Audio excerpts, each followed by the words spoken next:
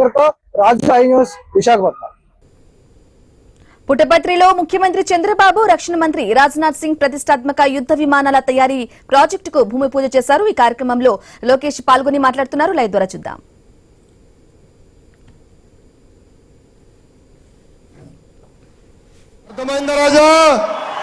అర్థమైందా రాజా?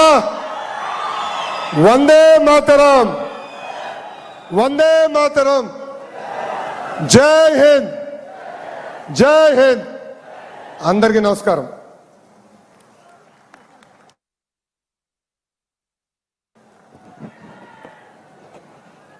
మాన్యులు శ్రీ నారా లోకేష్ గారికి కృతజ్ఞతలు తెలియజేస్తూ కేంద్ర పౌర విమానయాన శాఖ మంత్రివర్యులు గౌరవనీయులు శ్రీ కింజరాపు రామ్మోహన్ నాయుడు గారిని ఈ సందర్భంగా మాట్లాడవలసిందిగా కోరుతున్నాను.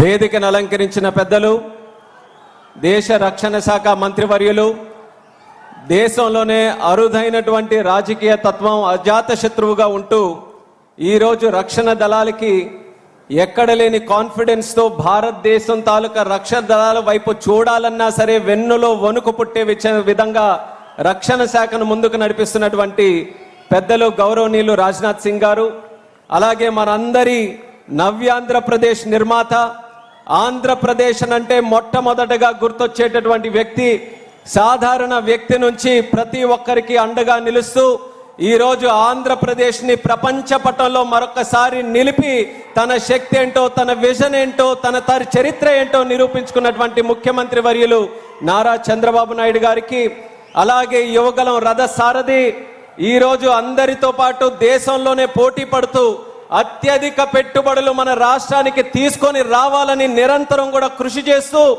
అంచెలంచెలుగా ఈ 2 సంవత్సరాల్లో లక్షల ఉద్యోగాలు మన రాష్ట్రానికి తీసుకొని వచ్చినటువంటి యువ నాయకుడు సోదరులు నారా లోకేష్ అన్న గారికి, వేదికలను అలంకరించినటువంటి మంత్రివర్యులు అనగాని సత్యప్రసాద్ గారు, సత్య యాదవ్ గారు, సవితమ్మ గారు, టీజీ భరత్ గారు, అలాగే మన భారత్ ఫోర్జ్ నుంచి విచ్చేసినటువంటి మన బాబా కళ్యాణి గారు, వేదికను ఎంతో మంది అతిరథ మహారథులు అందరూ కూడా విచ్చేశారు. వాళ్ళందరితో పాటు